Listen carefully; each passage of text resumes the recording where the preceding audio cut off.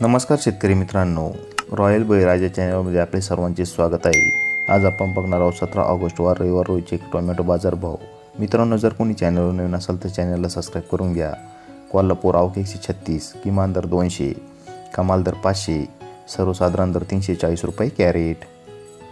राहता आवक 91, किमान दर 200, कमाल दर 700, सर्वसाधारण दर 460 रुपये कॅरेट।